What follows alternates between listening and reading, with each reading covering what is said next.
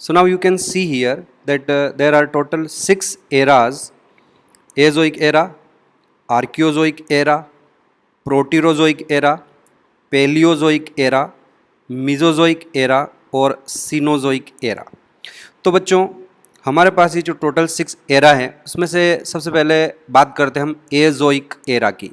तो आपको याद होगा 4.6 बिलियन ईयर्स एगो जब ओरिजिन ऑफ अर्थ हुआ तो उस समय हमारी अर्थ सॉलिड स्ट्रक्चर नहीं था, हॉट गैसियस क्लाउड की तरह वो एक स्ट्रक्चर था और बहुत ही ज़्यादा एक्सट्रीमली हाई टेम्परेचर था।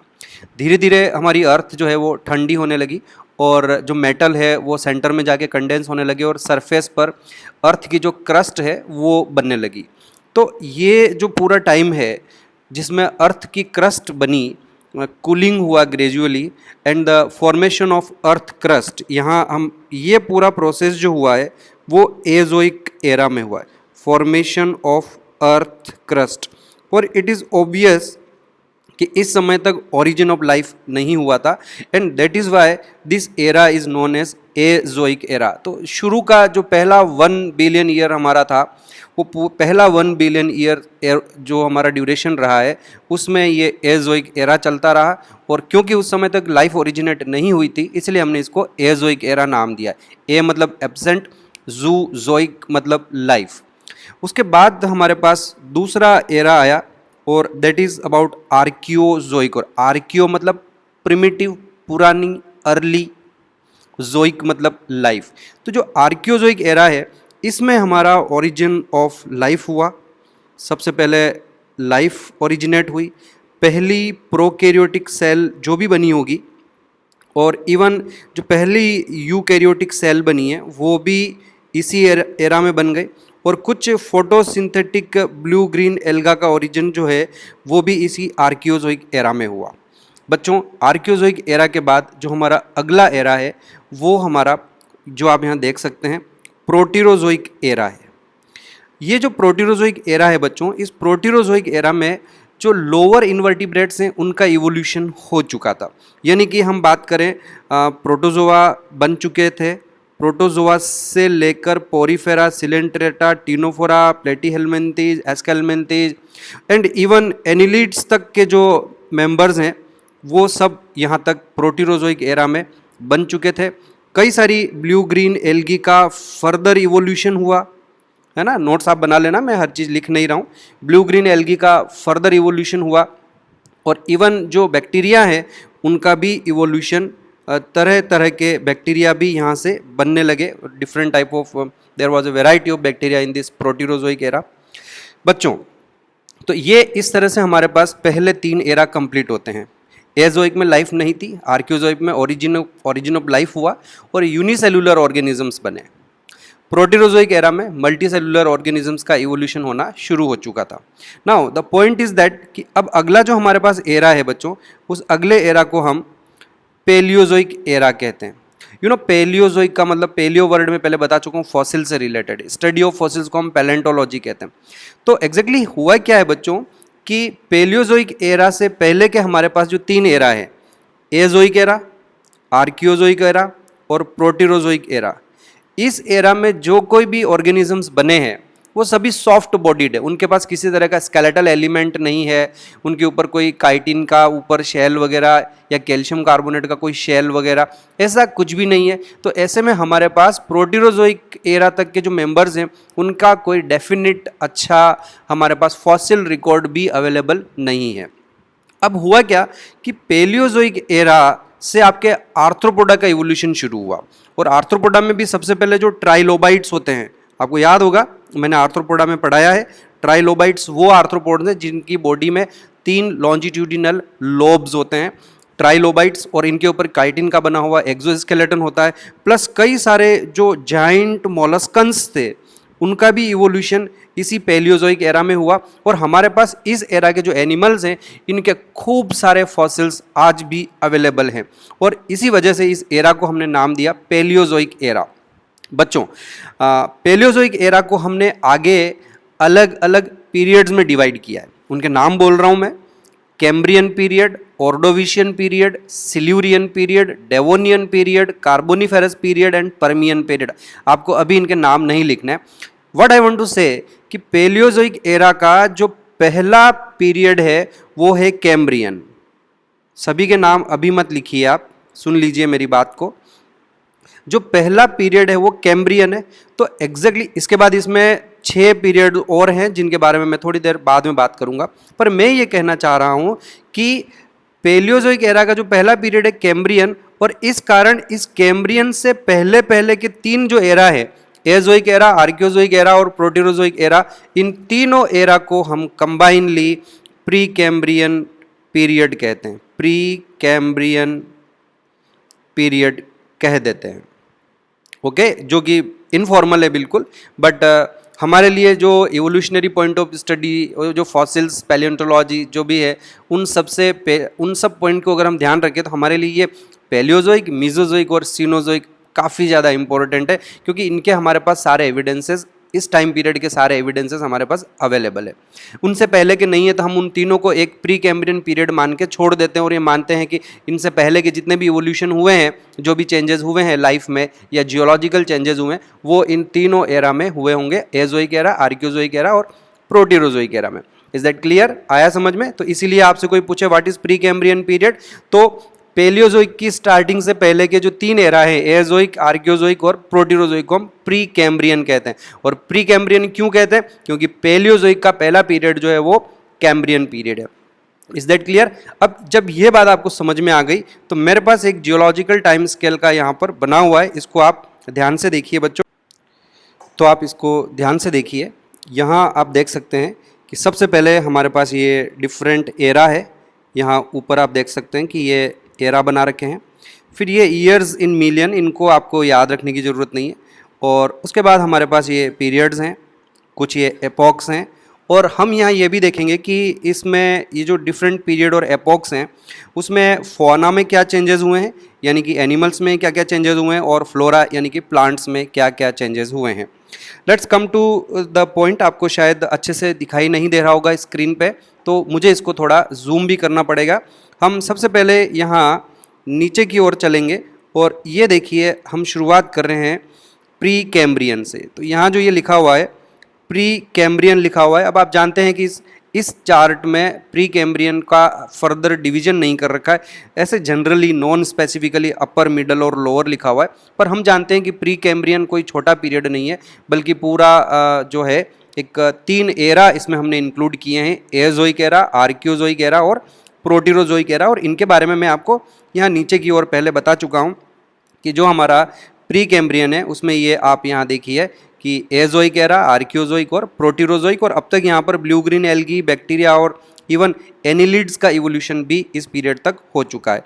सो let's talk about the second one, that is about Palaeozoic era. तो अब हम बात करेंगे सीधा पेलियोजोइक की, और जैसा कि मैंने अभी आपको बताया पेलियोजोइक एरा को हम अलग अलग एपॉक्स में डिवाइड करते हैं।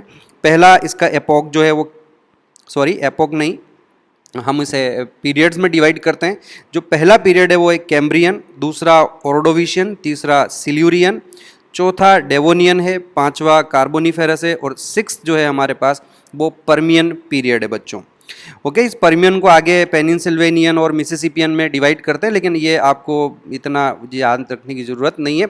इनफैक्ट जो नाम मैं आपको बता रहा हूँ ये भी आप याद नहीं रखेंगे तो चलेगा, कोई खास इतना सीक्वेंस इतनी हमारे लिए इम्पोर्टेंट नहीं है। तो लेट्स टॉक अबाउट कैम्ब्रियन। अब जब आप कैम्ब्रियन देखते हैं तो यहाँ क्लियरली एक लिखा हुआ है कि यहाँ पर फॉसिल्स, इन्वर्टिब्रेट्स हमारे पास ओरिजिनेट हो चुके थे, जिनके आज हमारे पास फॉसिल अवेलेबल है। और मैंने आपको थोड़ी देर पहले बताया कि इस कैम्ब्रियन में एक जो आर्थ्रोपोड्स हैं, कौन से वाले बच्चों, जो ट्राइलोबाइटोमॉर्फा में आते हैं, ट्राइलोबाइटोमॉर्फा या सीधा ट्राइलोबाइट्स कह दें हम इनको, जिनकी बॉडी में 3 लोब्स थे। इसके अलावा काफ़ी सारे जो मॉलस्कन्स हैं वो भी यहाँ पर इवॉल्व हो चुके थे कैम्ब्रियन में। और उधर अगर हम प्लांट की बात करें तो एल्गी का ओरिजिन इस कैम्ब्रियन से शुरू हो गया।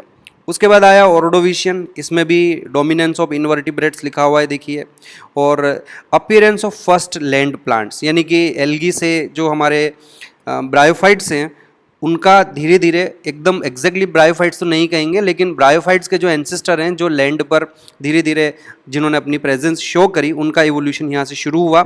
ऑर्डोविशियन के बाद आया बच्चों हमारे पास सिल्यूरियन। तो सिल्यूरियन जो है हमारे लिए ज़्यादा कोई खास इंपॉर्टेंट नहीं है। अर्ली इस समय तक अब कॉर्डेट्स का इवोल्यूशन भी शुरू हो चुका है।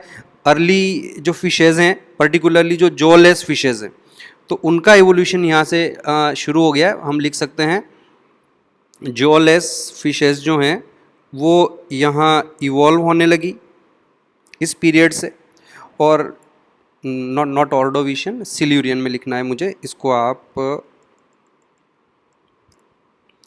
जॉलेस फिशेज़, इनका इवोल्यूशन भी सिल्यूरियन से होने लगा बच्चों। उसके बाद अगला जो हमारे पास आता है वो डेवोनियन। बच्चों ये आपको थोड़ा याद रखना पड़ेगा, क्योंकि जॉलेस फिशेस के बाद जो मॉडर्न फिशेस जितनी भी हैं, चाहे शार्क्स हो, बोनी फिशेस हो, लंग फिशेस हो, इन सब का जो ओरिजिन है वो डेवोनियन से हुआ। एंड देयरफॉर मैं यहाँ इस तरफ भी हाईलाइट इसको कर रहा हूँ। डेवोनियन आपको याद रखना है। अगर आपसे पूछा जाए, यही क्वेश्चन आता है कि which is the age of fishes, which is the golden age of fishes, जब फिशेज सबसे ज़्यादा प्रोलिफरेट हो रही है, तो आपका जवाब रहेगा डेवोनियन। तो ये पहला क्वेश्चन यहाँ से आपको बनने की चांसेस रहते हैं बच्चों। उसके बाद अब यहाँ एज ऑफ फिशेज जो कहा जा रहा है, यहाँ मैं आपको बता देता हूँ कि जब फिशेज डोमिनेंट थी, लंग फिशेज बन रही थी, यहीं से एम्फीबियन का ओरिजिन भी हो गया था डेवोनियन से। लेकिन वो सिर्फ उनका ओरिजिन ही हुआ, उनका इवोल्यूशन नहीं हुआ, उनमें डाइवर्सिफिकेशन नहीं हुआ, नंबर ऑफ स्पीशीज कम है। तो जो हमारा अगला पीरियड आता है दैट इज कार्बोनिफेरस, इसमें हमारे जो एम्फीबियंस हैं वो धीरे धीरे इवॉल्व होने शुरू हुए, और कई बार कार्बोनिफेरस को हम एज ऑफ एम्फीबियंस भी कहते हैं बच्चों। और इस समय इन्वर्टिब्रेट्स में इकाइनोडर्म्स का जो इवोल्यूशन है वो भी काफ़ी पीक पर पहुंच चुका है। इधर हम बात करें, प्लांट्स में बात करें, तो धीरे धीरे ब्रायोफाइट्स इवॉल्व होने लगे। सी और ब्रायोफाइटा के बाद अगली जो हमारी टेरिडोफाइटा है, सीड फर्न्स, उनका भी इवोल्यूशन यहाँ पर हो चुका था कार्बोनिफेरस। और क्योंकि ये जो ब्रायोफाइट्स और सीड फर्न्स हैं, ये फर्न उस समय तक एंजियोस्पर्म और जिम्नोस्पर्म तो थे नहीं, तो इनका साइज भी काफ़ी बड़ा था, ह्यूज साइज के ये सीड फर्न्स हुआ करते थे। एंड इट इज़ बिलीव्ड कि आज जब हम माइनिंग करते हैं और हमें जो कोल मिलता है, जो कोयला ज़मीन में मिलता है, ये बेसिकली कार्बोनिफेरस एज के टाइम पर जो प्लांट्स ज़मीन में दब गए हैं, जो अंदर चले गए थे, उनसे बनने वाला कोयला आज हमें ये दिखाई दे रहा है। और इवन ये भी मानते हैं कि जो फॉसिल फ्यूल्स उस आज की तारीख में हमारे पास जो अवेलेबल है, इसका भी ओरिजिन उसी टाइम से हुआ है, तो इस वजह से क्या है बच्चों की ये जो हमने इसको नाम दिया है ना, इस पीरियड को कार्बोनिफेरस नाम दिया है। देखो, इसको कार्बोनिफेरस इसीलिए नाम दिया है कि जितना भी कार्बन, जितना भी हमारा कोल वगैरह और फॉसिल फ्यूल ज़मीन के अंदर दबा पड़ा है, ये तब का दबा हुआ है जो अब जाके कोल और फ्यूल में कन्वर्ट हुआ है बच्चों। इसके बाद आगे आता है हमारे पास जो नेक्स्ट इसका पीरियड है, दैट इज़ पर्मियन पीरियड है बच्चों। पर्मियन में कुछ रेप्टाइल्स का ओरिजिन हुआ है, और साथ ही साथ कुछ मैमल्स का भी इवोल्यूशन ओरिजिन यहाँ से शुरू हो गया है। रादर आप पीछे की तरफ देखें, कार्बोनिफेरस में जिस तरफ एम्फीबियन का इवोल्यूशन हो रहा था, उस समय देखो अर्लीस्ट रेप्टाइल्स का भी इवोल्यूशन हुआ है। तो रेप्टिलिया का इवोल्यूशन शुरू हुआ है, जस्ट देवर प्रिमिटिव रेप्टाइल्स, और उसके ठीक समय बाद कुछ प्रिमिटिव मैमल्स के जैसे दिखने वाले रेप्टाइल्स का भी ओरिजिन हुआ है। और ऐसा माना जाता है कि इसी टाइम पीरियड में जो मैमल्स हैं उनका भी इवोल्यूशन शुरू हो गया है। तो इसके बाद आगे वाले ग्रुप पे आ जाते हैं हमारे पास, इसका नाम है, पूरा हमारा जो है एरा ही चेंज हो रहा है। Now we are entering into the Mesozoic era. अब मीजोजोइक एरा तो बड़ा फेमस है। मीजोजोइक एरा में 3 ही पीरियड है, एक ट्राइजिक, दूसरा जुरेसिक और तीसरा क्रिटेशियस। और आपने इनके नाम तो सुने हुए हैं, पर्टिकुलरली जुरेसिक का नाम तो सुना हुआ ही है। तो इसी से पता चलता है कि इस पीरियड में जो रेप्टाइल्स हैं वो फुल्ली फ्लरिश्ड हुए, क्योंकि डायनासोर्स वो रेप्टिलिया से बिलोंग करते हैं, और जो डायनासोर्स हैं वो जुरेसिक पीरियड में प्रीडोमिनेंटली इस अर्थ पर स्प्रेड फुल्ली, उन्होंने पूरा जो ग्लोब है उसको कवर कर रखा था। तो ये गोल्डन एज ऑफ रेप्टाइल्स मानी जाती है। कौन सी बच्चों? तीनों, ट्राइजिक, जुरेसिक और क्रिटेशियस मिला के हमारी गोल्डन एज ऑफ रेप्टाइल से, इसको हम मीजोजोइक एरा को मान सकते हैं कि it is a golden age of reptiles. अच्छा, ये ध्यान रखें कि इस पूरे एरा में रेप्टाइल्स का इवोल्यूशन हो रहा था। रेप्टाइल्स वर फ्लरिशिंग लाइक एनीथिंग, लेकिन ठीक उस समय तक हमारे जो अर्लीस्ट मैमल्स हैं उनका भी इवोल्यूशन इसी पीरियड में हो चुका है। तो ये याद रखना है को, इवन मीजोजोइक का जो फर्स्ट हमारे पास था ट्रायजिक, उसी ट्रायजिक में याद रखें आप कि जो प्रोटोथीरियन मैमल्स, प्रोटोथीरिया जैसे जो मैमल्स थे, प्रोटोथीरिया जो अंडे देने वाले मैमल्स होते हैं, प्रोटोथीरियन लाइक मैमल्स, उनका ओरिजिन यहीं हो चुका था। तो ऐसा नहीं है कि रेप्टिलिया के बाद में मैमल्स ओरिजिनेट हुए। सिनेरियो यह है कि रेप्टिलिया का और मैमेलिया का ओरिजिन एक साथ ही हुआ। पहले रेप्टाइल्स फ्लरिश हुए और जब रेप्टाइल्स एक्सटिंक्ट हो गए, पर्टिकुलरली डायनासोर सारे एक्सटिंक्ट हुए, उसके बाद जाके मैमल्स फ्लरिश हुए। तो ये हमारे पास ट्रायजिक, जुरेसिक और क्रिटेशियस 3 मीजोजोइक एरा में है। इधर प्लांट्स में हम ध्यान दें तो थोड़े और एडवांस, लाइक अब हमारे पास टेरिडोफाइट के बाद कॉनिफर्स, जो जिम्नोस्पर्म में साइकेड्स देख सकते हैं, लाइकोपोड्स, फर्न्स, इन सब का इवोल्यूशन इस पीरियड में हुआ। और थोड़ा और आगे बढ़ने पर जो एडवांस हमारे पास इवन एंजियोस्पर्म में डाइकोटिलोडोन्स, उनका भी, और कुछ एडवांस जिम्नोस्पर्म से उनका भी इवोल्यूशन मीजोजोइक एरा में हुआ। और अब हम आ जाते हैं फाइनली अभी जो हमारा प्रेजेंट एरा चल रहा है, जिसे हम सीनोजोइक एरा कहते हैं। बच्चों, इस सीनोजोइक एरा को हम 2 पीरियड में डिवाइड करते हैं, एक टर्शरी पीरियड है और दूसरा क्वाटरनरी पीरियड है। जो प्रेजेंट चल रहा है वो क्वाटरनरी पीरियड है। टर्शरी पीरियड को हमने अलग अलग एपॉक्स में डिवाइड किया है, Palaeocene, eosin, Oligocene, myosin, Pliocene. तो ये इस तरह से 5 हमारे पास एपॉक्स टर्शरी में है। उस समय तक मैमल्स एंड बर्ड्स अच्छे से इवॉल्व हो रहे हैं। बर्ड्स का इवोल्यूशन शुरू हुआ, जो उड़ने वाले रेप्टाइल्स थे उन्हीं से आगे जाकर बर्ड्स का इवोल्यूशन हुआ। डायनासोर एक्सटिंक्ट हो चुके थे जुरासिक के बाद में, और अब आप इस पीरियड में देख सकते हो कि यहाँ पर मैमल्स और बर्ड्स का इवोल्यूशन हो रहा है टर्शरी में। लेकिन बाकी जो 15 ऑर्डर है मैमल्स का, उनका इवोल्यूशन हो रहा है। अभी ह्यूमन का इवोल्यूशन शुरुआत नहीं हुई है, एंड में जाके, टर्शरी के एंड में, यानी प्लायोसिन से ह्यूमन इवोल्यूशन शुरू हुआ है। तो ये कुछ आपको नाम थोड़ा तो याद रखना पड़ेगा। प्लायोसिन से ह्यूमन इवोल्यूशन शुरू हुआ, और बाद में आप देखिए अभी जो क्वाटरनरी पीरियड है, इसको भी हमने 2 एपोक में डिवाइड किया है, प्लिस्टोसिन, और अभी जो प्रेजेंट चल रहा है वो होलोसिन है। प्लिस्टोसिन एंड होलोसिन, ये दोनों क्वाटरनरी के 2 एपोक्स हैं। और ये जो हमारा प्रेजेंट होलोसिन है, this is the age of mammals. Meanwhile इधर प्लांट्स में देखें हम तो एंजियोस्पर्म, डाइकोटिलोडोन्स, ये इवॉल्व हो चुके हैं। और उसके बाद मोस्ट एडवांस जो एंजियोस्पर्म में मोनोकोटिलिडोन्स है, उनका इवोल्यूशन भी मैमल्स के साथ साथ पैरेलल हुआ है। तो बच्चों, ये हमारा पूरा एक जियोलॉजिकल टाइम स्केल है। आप इसको थोड़ा अच्छे से याद कर लेंगे। पूरा याद करने की जरूरत नहीं है, आप तो बस एक तो फिशेज़ की गोल्डन एज कौन सी है वो ध्यान रखें। फिशेज़ की गोल्डन एज डेवोनियन है। उसके बाद एम्फीबिया की गोल्डन एज कौन सी है, तो एम्फीबिया की गोल्डन एज कार्बोनिफेरस है। उसके बाद एक नया कॉन्सेप्ट आपको अपने दिमाग में रखना है कि जो रेप्टिलिया का ओरिजिन हुआ है वो, और मैमेलिया का जो ओरिजिन हुआ है वो साथ साथ ही हुआ है ऑलमोस्ट। पर ओरिजिन के बाद पहले रेप्टाइल्स फ्लरिश हुए, और डायनासोर्स के एक्सटिंक्ट हो जाने के बाद में मैमेलिया का इवोल्यूशन आगे बढ़ा। गोल्डन एज ऑफ रेप्टाइल्स आपसे कोई पूछे तो आप बता सकते हैं मीजोजोइक बता देंगे आप, और मीजोजोइक अगर आपके पास ऑप्शन नहीं हो तो उस कंडीशन में फिर जुरासिक आप कर सकते हैं।